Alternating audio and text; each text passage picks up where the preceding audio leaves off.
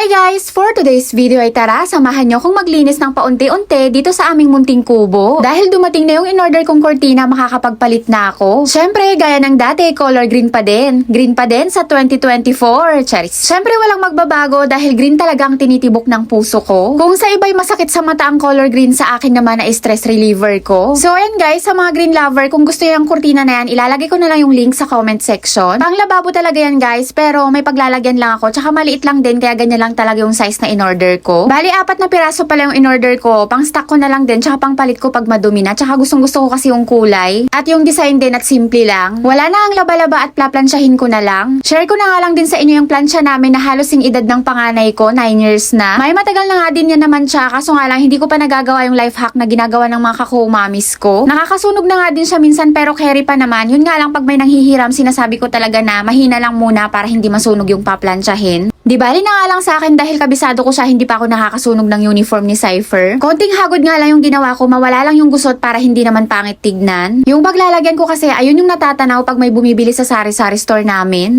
So ayun na nga guys, diba ang bilis na ilagay ko na siya agad para hindi na din kayo mainip at mapagod. Syempre ayaw ko naman kayong mainip at mapagod, kakapanood yun ng mga mini vlog ko, baka manawa na kayo, Diyos mio. Bale, ang nilagyan ko pala ng kortina guys, ang likod niya ni CR namin. Tapos papalitan ko nga din yung pinantakip ko sa cabinet na yan.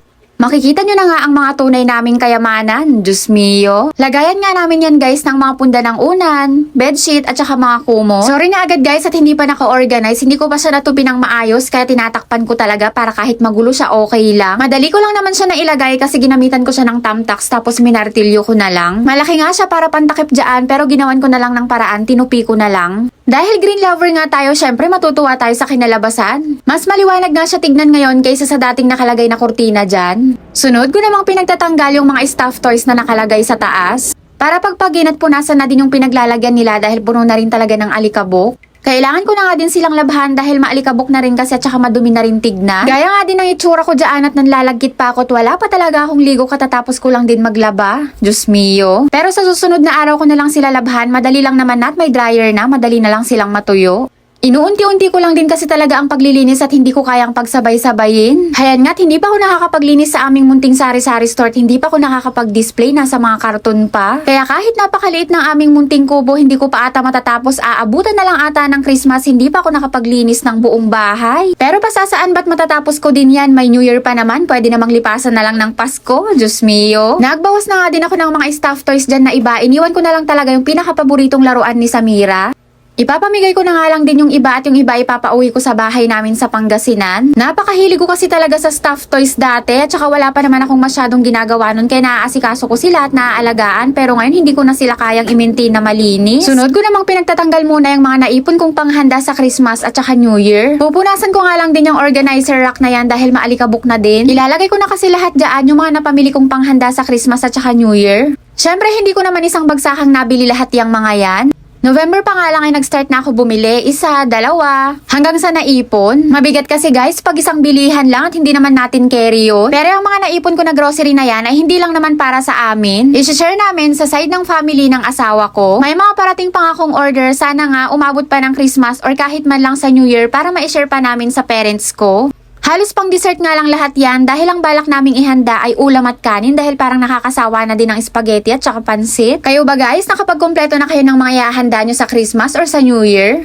Sino ang mga kagaya ko na pinuntirya talaga ang 150% off ni Shopee? Napakalaking tipid talaga at ang 1,000 mo napakadami ng mabibili. 150% off nga din ang dahilan kaya nakakapag-stock ako ng madami, malalaking shampoo, malalaking toothpaste.